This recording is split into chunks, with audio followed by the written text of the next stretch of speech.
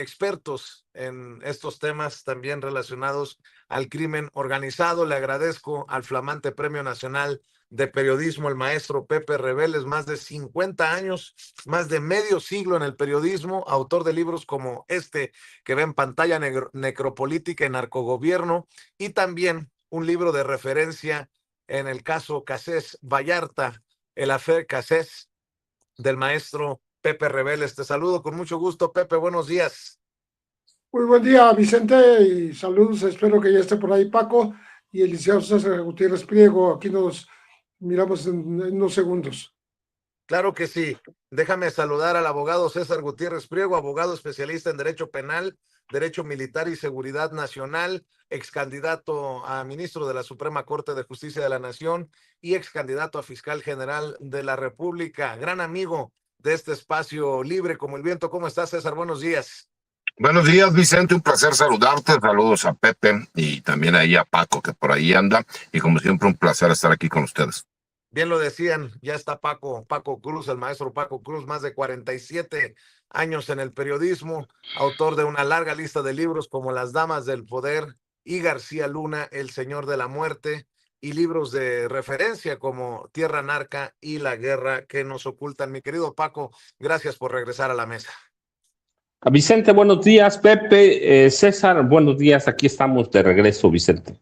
Gracias, Paco. A ver, mi querido Pepe, déjame iniciar con el caso Cabeza de Vaca, porque sería emblemático si surte efecto esta petición de aprehensión y solicitud de extradición en contra de este personaje que es señalado de ser uno de los financiadores de los cerebros y centros de dinero del panismo, que fue declarado representante del PAN para América del Norte, que se anduvo burlando en una cumbre de la derecha en Washington hace unos días, y que se burla incluso de esta solicitud de extradición a través de redes sociales, pero es toda una fichita de acuerdo a la información que surge. ¿Cómo ves el caso, Pepe Reveles?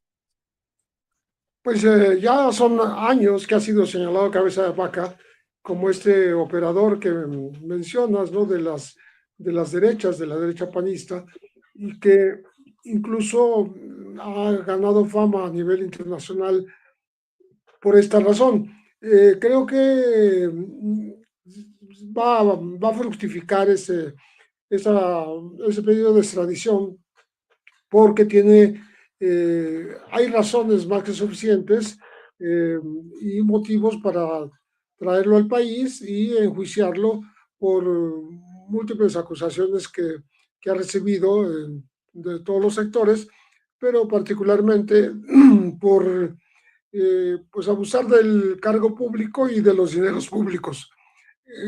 García Cabeza de Vaca creo que es el ejemplo de estos políticos que pasaron impunes por su puesto y a pesar de haber sido electos en las urnas, pues defraudaron la confianza popular y se convirtieron en explotadores precisamente de la sociedad que los eligió.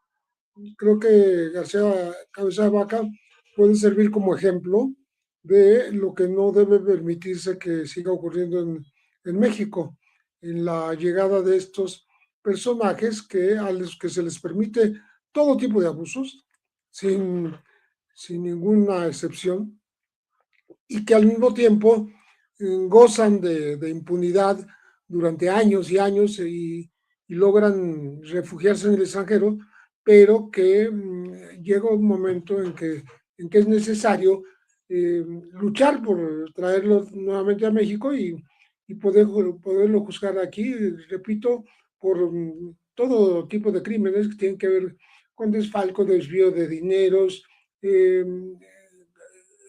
actos que dañaron a la gente, incluso conflictos armados y sometimientos por violencia de población civil. Y él es responsable para responder por todas estas acusaciones cuando esté ante los tribunales acá en México.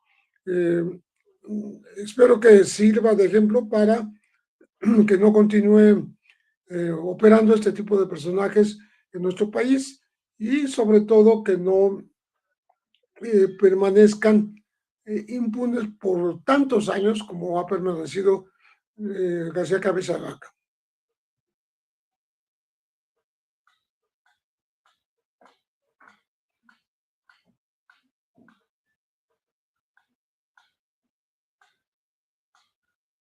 Ofrezco una disculpa. Se cerró el micrófono, ofrezco una disculpa. Les decía, esperemos que esta oposición no quede impune, ¿no? Muy ruidosa, pero tenemos el caso de Alito Moreno, también señalado desde Campeche, tenemos a Cabeza de Vaca, ambos ex gobernadores, tenemos algunos casos, incluso los expresidentes que en su momento consideramos fue un error por parte del presidente Andrés Manuel López Obrador votar en contra del juicio a los expresidentes. ¿Cómo ves el caso Cabeza de Vaca, mi querido César? Fíjate, Vicente, en el caso de Cabeza de Vaca hay una cuestión donde me parece que es importante para el análisis. Él sigue teniendo hasta este momento, aunque se negó la suspensión de amparo, una primera resolución en donde, de acuerdo a lo que publicó su abogado Javier Cuello Suart, hay que ubicar que él es hijo de Javier Cuello Trejo y es primo hermano de Roberto Gil Suart, quien es realmente el abogado principal de Francisco Javier Cabeza de Vaca. Y aquí hay una cuestión donde él publica que no podría llevarse a cabo porque ellos van a ir a la revisión del amparo, obviamente, para tratar de ganar tiempo. Y de acuerdo a lo que él publica en esa primera resolución, no se podía girar una ficha roja de solicitud de captura. Me parece que ahí van a tener que interpretarlo, pero eso no quita que hemos podido ver que la protección judicial que se le dio a ciertos personajes políticos, entre ellos Francisco Javier Cabeza de Vaca, estas relaciones de ciertos despachos de alcurnia con lo que era la anterior Suprema Corte de Justicia de la Nación, nos hace ver que por eso fue necesario participar en un proceso en el cual fuimos parte, porque se tenía que cambiar, ¿no? Esas cuotas de poder y esa protección.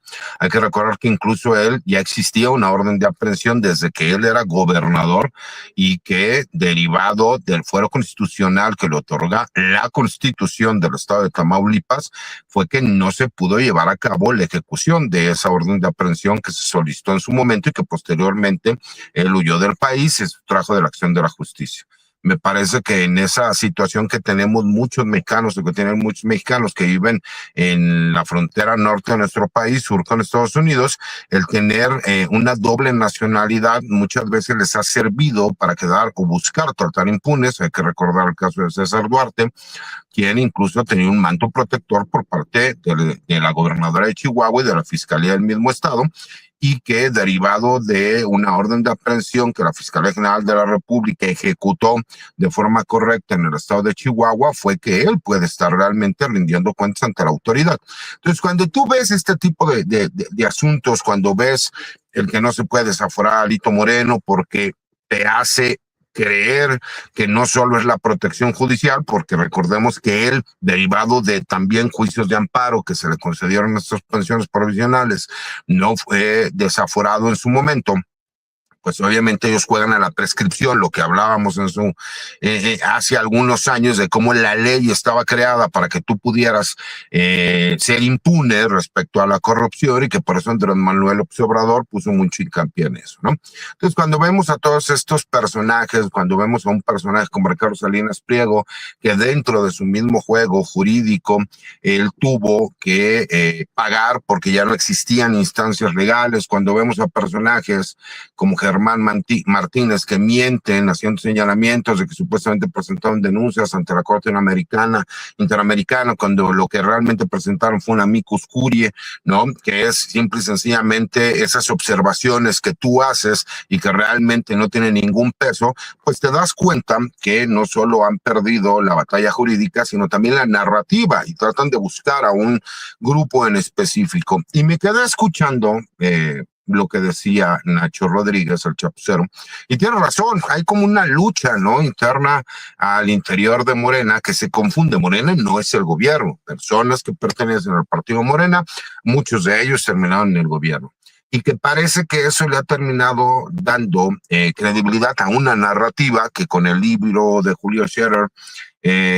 pues trata de esta guerra interna, ¿no?, por espacios, pues obviamente se haga todavía muchísimo más grande y le dé posibilidades de narrativa a personajes como Francisco Javier Cabeza de Vaca, Alito Moreno y a muchos otros más, de decir que lo que pasa es que existe un narcogobierno y que ellos son presos políticos y que por eso están yendo en contra de ellos, etcétera, etcétera, etcétera. Simple y sencillamente es imposible que se pueda justificar la fortuna multimillonaria del exgobernador de Tamaulipas cuando él toda su vida fue servidor público, nunca fue empresario, y no puede justificar el tener miles y miles y miles y miles de millones de pesos. Entonces me parece que sí tiene que ser hincapié a la Fiscalía General de la República para que no queden impunes. Ya vimos el caso de Karim Macías, que me parece que incluso fue operándose para que se pudiera dar una prescripción de los delitos y que por eso Reino Unido le termina concediendo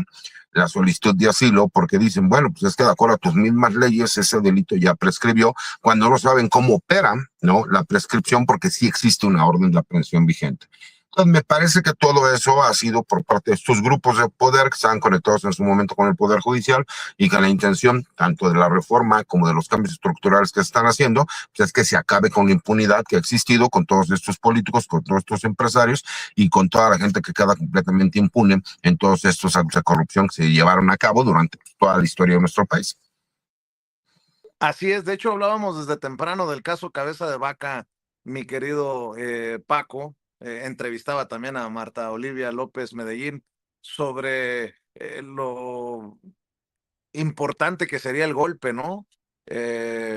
Tanto en la lucha contra la corrupción, contra la impunidad, como el golpe político a la oposición.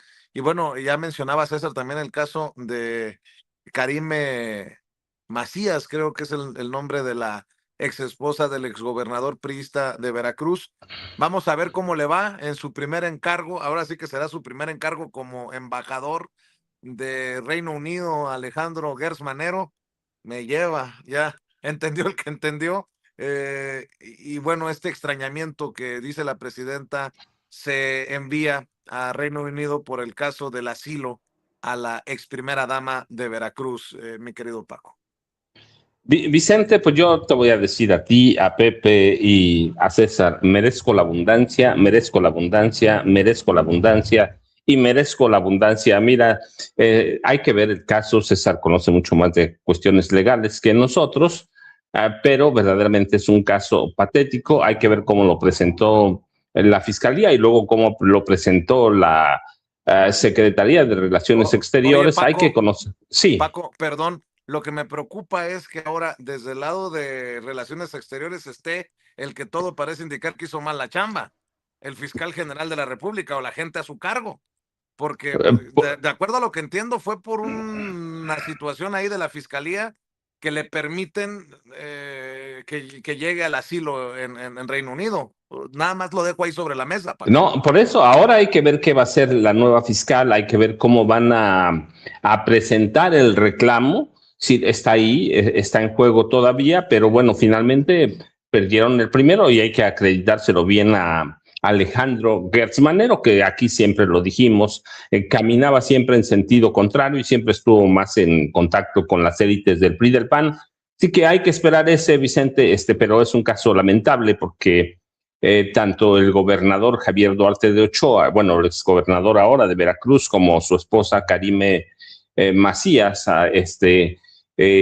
fueron un desastre verdaderamente y es un caso miserable. Recuerdas que vacunaban a los niños niños con cáncer, mientras se robaban el dinero, Vicente. Así que lo interesante es que él sigue preso, tiene nuevos cargos, hay que ver cómo avanzan, pero el caso de Karime es lamentable. Esa libreta que le dio la vuelta al mundo, merezco la abundancia, así que hay que esperar, Vicente, pero mira, por el otro lado hablaban tú, Pepe y César yo le digo el gobernador oscuro Francisco Javier García Cabeza de Vaca, independientemente de los cargos que ya lo conocemos, delincuencia organizada, su policía especial o cuerpo élite, los GOPES, que operaban como un comando del crimen organizado, como un mini cártel o cártel regional del crimen organizado. Independientemente de eso, sí, la PGR y luego la Cancillería presentan un buen caso, y yo estoy convencido que pueden llegar a buen términos, y sería un golpe en específico, lo digo, para el Partido Acción Nacional, para el PAN, Vicente. ¿Por qué? Porque Francisco Javier García Cabeza de Vaca representa para mí, en realidad es el futuro o el tapado del panismo. Es el único que tendría recursos para ser candidato presidencial, o por lo menos intentarlo. Es el único panista. Y él sería una especie de enlace entre el cártel inmobiliario que controla hoy Jorge Romero Herrera y toda su banda, y sería con el viejo PAN, el de Felipe Calderón Hinojosa, que son las facciones que están peleando en este momento. Sería muy interesante. Tú recuerdas, ya lo decía César, el muy cercano a él es Roberto Gil Suart, que fue el secretario de la presidencia con Felipe Calderón Hinojosa. Así que el caso de Francisco Javier García Cabeza de Vaca reviste la mayor importancia para el PAN, y le van a poner todo al asador o toda la carne, como dicen. ¿Por qué? Pues porque se están jugando al único que podría pelear la candidatura presidencial. En serio, lo otro, cualquier cosa que pase, allí tienen a Ricardo Benjamín Salinas Pliego, pero el panismo se quedaría, y esto lo sabe bien Jorge Romero Herrera, y lo sabe toda la cúpula.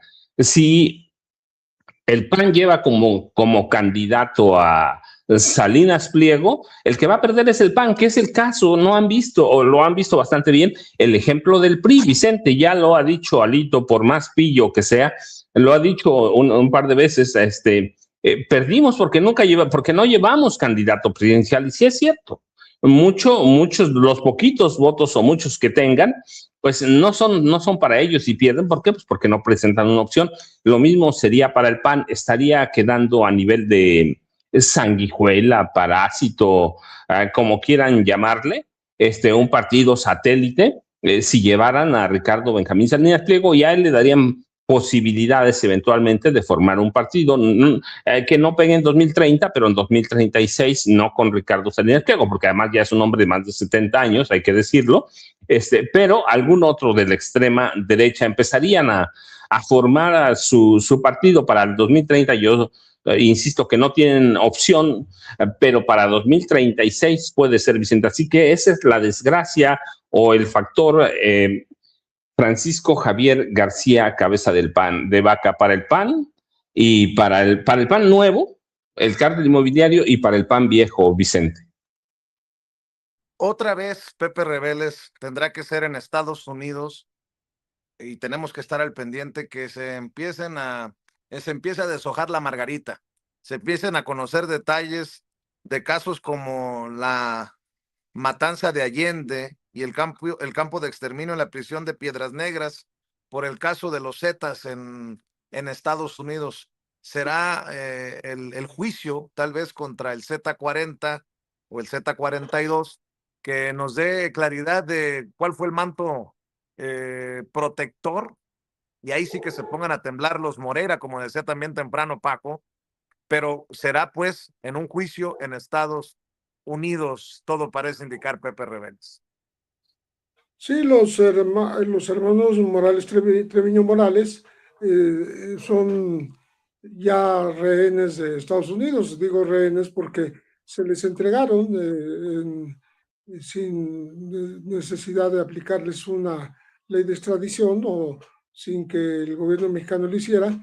Están entre los 93, 94 individuos que, estando en prisión en México, fueron entregados a Estados Unidos, y este tipo de pendientes que tienen con la justicia, a pesar de haber estado encarcelados ya varios años, pues van a empezar a resolverse en Estados Unidos. Sobre todo, se van a dar a conocer en Estados Unidos detalles de una investigación que nunca culminó completamente, que es el caso de tanto de la matanza de Allende como de la cárcel de Piedras Negras, que se convirtió en un campo de exterminio por parte de estos individuos, por parte de su gente, de los Zetas, y que se contabiliza, aunque han sido identificados 30 y tantos cadáveres, se habla de que fueron por lo menos 150 personas,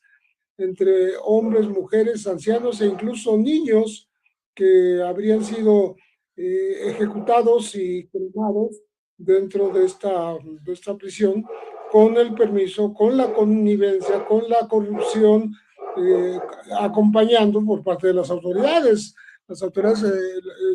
carcelarias, que permitieron este crimen tan sui generis, porque no hay demasiados ejemplos de cómo una prisión se puede convertir en una especie de campo de concentración y campo de muerte. ¿Cómo es posible matar personas y luego cremarlas ahí mismo para hacerlas irreconocibles o perdedizas? Y esto ocurrió en México, ocurrió en Piedras Negras, y todavía es un pendiente que la sociedad tiene con respecto de informarse bien qué es lo que realmente sucedía ahí y cuál era el poder de los Zetas, hasta qué punto llegaba para conseguir la ayuda, conseguir sobre todo la cobertura cómplice de las autoridades, y poder realizar estos crímenes, pues, crímenes de lesa humanidad. Recordemos que los mismos Zetas, estos que estamos hablando de la matanza de Allende, donde ni siquiera se sabe exactamente cuántos mexicanos murieron por la venganza de los Zetas, información que hicieron pública las agencias de Estados Unidos, y eso provocó justamente la llegada de multitud de hombres armados para masacrar a la población civil de Allende. No sabemos exactamente cuántos fueron, pero fueron por lo menos 300, 400. Y esto también ocurrió en México, y se va a saber por primera vez en Estados Unidos cuáles fueron las motivaciones, por qué ocurrieron. Los Zetas están en la mira de Estados Unidos desde hace buen tiempo. Incluso ya lo comentamos en alguna ocasión aquí hace un par de meses, cómo se menciona en un libro llamado El Cártel de Fort Bragg, que los Zetas actuaron con militares de los Estados Unidos para cometer delitos y cometer antes tráfico de drogas, con anuencia de personajes del ejército de Estados Unidos que estaban en Fort Bragg, y que permitieron que esto ocurriera. Cuando alguien lo quiso delatar, fueron asesinadas 2 personas que sabían de cómo estaba operando este fenómeno de alianza entre los Zetas y elementos del ejército de los Estados Unidos en el Fuerte Bragg. Esto es el otro pendiente que tenemos de información. Entonces, yo creo que Estados Unidos tiene en su poder, las autoridades investigadoras de Estados Unidos tienen en su poder una gran, digamos, oportunidad de destapar estas cloacas que vienen a ser binacionales, ¿no? Porque ocurrieron tanto en México como en Estados Unidos, o compartieron responsabilidades, y esto se va a saber a partir de que ahora tienen a los protagonistas de semejantes crímenes de lesa humanidad, los tienen en su poder, y cuando ellos confiesen en un trato a lo mejor para conseguir una reducción de penas o evitar la pena de muerte, pues seguramente van a revelar cómo pudieron ocurrir estas cosas. No son de ahora, son de hace unos años, pero puesto que han permanecido en la impunidad, han permanecido en el desconocimiento de la opinión pública, pues ahora tendrán que darse a conocer, y parece que Estados Unidos tiene la sartén por el mango, en el sentido de que tiene a los informantes, a los líderes de quienes cometieron esos delitos, los tiene en Estados Unidos, y es posible que negocie con ellos. Así es, mi querido César, estoy revisando tu columna, es tal vez de un tema diferente, pero ya tú nos comentarás sobre la extraña designación de Aníbal Castro Borbón en la Fiscalía General de Baja California. Híjole, otro tema escabroso, complicado, pero necesario de abordar. Sí, así es, Vicente. Fíjate, a mí me llamó la atención porque leo una nota del semanario Z y de repente me pongo a verificar si la información que ellos están publicando concuerda con la realidad. Y sí, efectivamente concordaba con la realidad. Y llama la atención porque incluso en una mañanera, el secretario de Seguridad y Protección Ciudadana, Omar García Harfuch, hace el señalamiento de que este personaje, cuando era juez federal, porque le tocó competir para tratar de reelegirse en el puesto y no ganó en la elección judicial, el hecho de que haya sido uno de los jueces que tuvo el mayor número de cambios de medidas cautelares. Incluso te tengo que hacer un comentario, mi querido Vicente. Yo tengo en todas mis redes sociales un número de contacto para mensajes de WhatsApp, para cuando la gente nos busca para alguna historia jurídica o algún problema de carácter legal. Y esta persona nos mandó un mensaje. Incluso el día de hoy, posteriormente, a lo mejor en la tarde, lo que pasa es que ahorita yo me paré en una gasolinera aquí en estas zonas de servicio en la carretera para poder hacer la entrevista, porque yo tengo que ir a una audiencia que tengo programada a mediodía acá en un estado de la República, ¿no? Y la realidad es que, pues me imagino que ha de querer algún tipo de réplica, y misma que se la daré, no tengo ningún problema, pero los datos están ahí. ¿Cómo es posible que una persona que fue juez federal, que estuvo en el Poder Judicial, que fue cuestionado por el secretario de Seguridad y Protección Ciudadana de dar beneficios que se consideran, o por lo menos en su momento los consideraron fuera de lugar o ilegales, no utilizando esa parte de la ley que da beneficios a ciertos delincuentes? Aquí ya no son presuntos, son delincuentes, que se les solicita un cambio de medida cautelar, donde incluso se encuentran involucrados personas que tuvieron que ver con los lamentables hechos de la guardería ABC, que ahora, sin ninguna preparación, termine siendo, ¿no?, fiscal general de la República, porque una cosa es ser juzgador y otra cosa es ser investigador. Y si tú vas como fiscal, pues obviamente cambia completamente, porque la función de la Fiscalía General de la República, en representación obviamente de la fiscal general y lo que es el agente del Ministerio Público, lo que hace es tener la capacidad de investigación. Y me parece que un personaje cuestionable al grado de que incluso en su momento lo fue impugnado por no tener una buena reputación pública, ¿no?, que tampoco lo hace que no haya podido competir, pero que incluso sí existió esa situación, el día de hoy se ha designado como fiscal general de la República allá en Baja California, pues me parece sumamente cuestionable, y por eso lo explico en mi columna, qué es lo que hay, cuáles son las imputaciones, como el secretario de Seguridad en esa mañanera del 8 de mayo, incluso en mis redes sociales, en mi cuenta de X, subo el momento en que lo señala el secretario Omar García Harfuch, y me parece que es importante saber si le metieron un gol a la fiscal general de la República o cuáles son los intereses para designar un personaje como él, porque incluso por currículum no cumple obviamente con el perfil para ser fiscal general para ser delegado de la Fiscalía General de la República, que se les llama como fiscales federales en el estado de Baja California. Imagínate, mi querido Paco, esto que está destapando César, y bueno, también poner sobre la mesa para cerrar con tu comentario, con tu opinión, Paco, el caso del gobernador de Sonora, Alfonso Durazo, que le está exigiendo le está exigiendo una aclaración pública a Julio Scherer.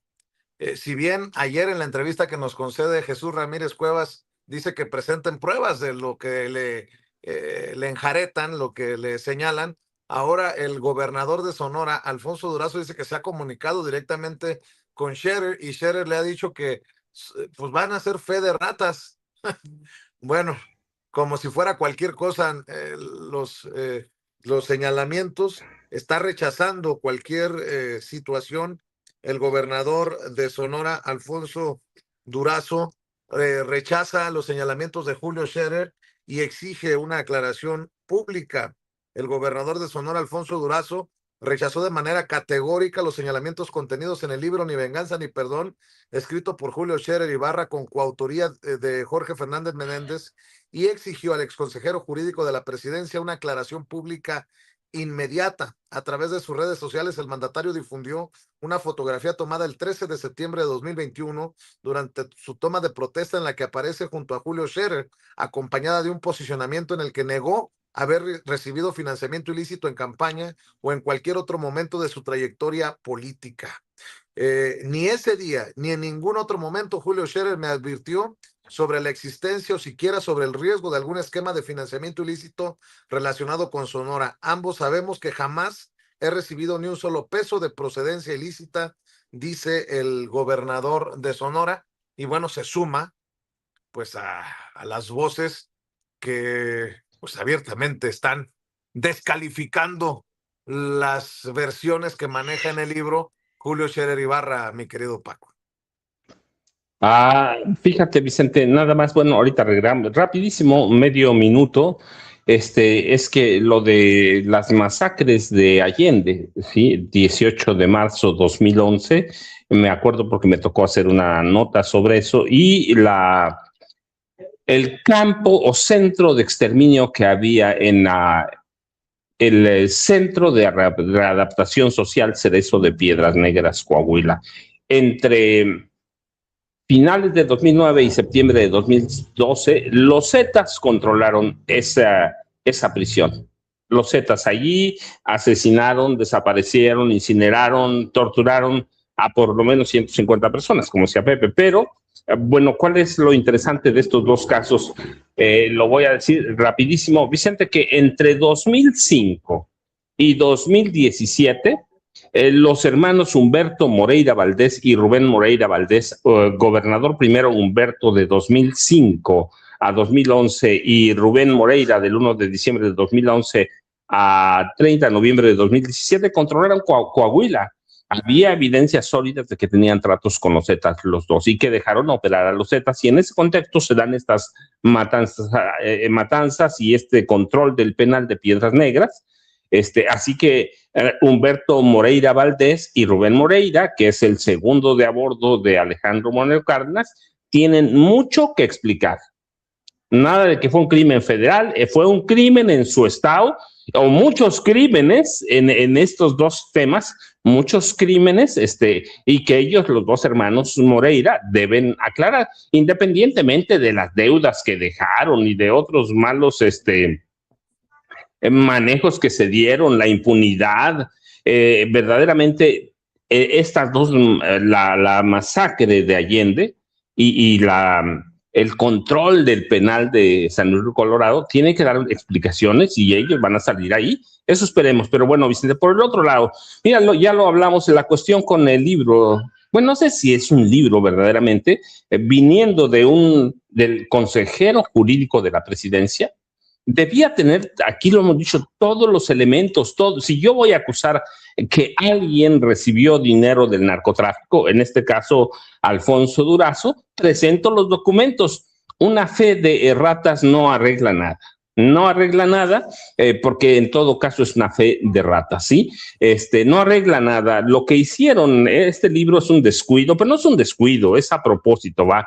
Es vil, es un libro con rumores, ya lo leí, ya lo terminé, es un libro con muchos rumores, y yo digo, viniendo del consejero jurídico de la presidencia, por él pasaron todos los documentos, todo, cada documento que vio el presidente, él debió verlo, como como titular del jurídico de la presidencia o consejero jurídico, así que él debía tenerlos. El libro para mí es un mamotreto, sí, es un mamotreto como si lo hubiera escrito Elena Chávez o Anabel Hernández o Tim Golden, cualquiera de ellos con muchas suposiciones, con muchos. Para mí, en un libro como este no cabe el cabría, el habría, el podrían. ¿Por qué? Porque es el consejero. Y el otro, bueno, pues no, ya hemos hablado mucho de Jorge Fernández Menéndez. Para mí es un periodista, yo te lo decía en la mañana, pues es el hombre de Calderón. Es la voz de Calderón y Raimundo Riva Palacio, la voz de Genaro García Luna. Es el hombre que alteró lo que pasó en Ayotzinapa, verdaderamente lo alteró brutalmente. Un argentino, como yo digo, como los gachupines que vienen a México, en este caso, a enriquecerse y a no aportar nada. Jorge Fernández Menéndez es un sicario de la pluma, Vicente. Por eso recurrió a él Julio Scherer García, pero pues nada más hay que ver en qué terminó proceso y por eso recurrió. No es una casualidad que se hayan juntado, no es una casualidad esta dupla, Vicente. Así que lo que exige el gobernador de Sonora es lo mínimo que pueden hacer. Pero todo el libro está lleno de eso. No pueden probar a nada, Vicente. Es un libro de suponiendo, habría, cabría, habría. Cuando presenten los documentos, entonces, bueno, pues vamos a ir, algo tendrían, pero hasta ahora es un libro de ficción, yo te decía en la mañana, es un libro de literatura de ficción y ahí se debe quedar para comentar en las mesas sobre la traición así debía llamarse el libro, la traición de Julio Scherer Ibarra al presidente López Obrador. Vicente, el otro pues es un sicario de la pluma, así que ahí se va a quedar, pero una fe de ratas no arregla lo que hicieron Jorge Fernández Menéndez ni Julio Scherer Ibarra. Yo ya sabes, Vicente @ Paco Cruz Jiménez en X antes Twitter, Francisco Cruz Jiménez en Facebook. Un abrazo, César, un abrazo, Pepe, y aquí nos vemos la próxima semana, como siempre. Claro que sí, y Paco, nada más por no dejar, Alfonso Durazo escribió en redes sociales: esta fotografía fue tomada el 13 de septiembre de 2021 durante mi toma de protesta como gobernador del estado de Sonora.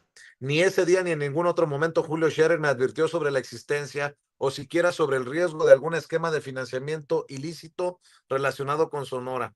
Por la relación cercana y de confianza que hemos sostenido durante años, ambos sabemos que jamás he recibido ni un solo peso de procedencia ilícita ni de persona alguna vinculada a actividades de esa naturaleza. Hace unos días, de forma privada, le expresé la importancia de aclarar públicamente que yo no participé en ningún esquema de financiamiento irregular, ni relacionado con Carmona ni con algún otro personaje similar. Su respuesta fue: se trata de una fe de ratas, que lo referido correspondía a 2018 y que de esa forma quedaría aclarado que no tengo ni tuve ningún vínculo con quienes se mencionan en sus dichos. Hasta hoy no ha habido ninguna precisión pública. Lamento que una amistad de muchos años se vea afectada por la falta de una aclaración indispensable. Si bien en su libro no se me menciona de manera directa, sí se alude a Sonora y esa generalización imprecisa conlleva el riesgo de que se me atribuyan hechos que jamás ocurrieron. Como gobernador del estado y por la responsabilidad frente a quienes me otorgaron su confianza, me veo obligado a rechazar de manera categórica cualquier insinuación falsa que pretenda atribuirme, aunque sea de forma indirecta, en esa publicación. La historia merece ser contada como fue, no como a algunos les conviene recordarla. ¿Cuántas fe de ratas más harán falta para decir toda la verdad? Cierra con esa contundente pregunta Alfonso Durazo y responde Julio Scherer con un escueto: respeto la postura del gobernador Alfonso Durazo. El libro no hace referencia a su protesta en 2021 ni a su gestión. Los mencionados está claramente situado en 2018 en la página 253. No existe imputación personal ni señalamiento directo. Una lectura completa del texto lo confirma. Pues, bueno, Vicente, nada más antes de que me vaya, bueno, que se despidan César y Pepe, como tú dices, o como dice Vicente Serrano, hay que ser cochino, pero no tan trompudo, Vicente.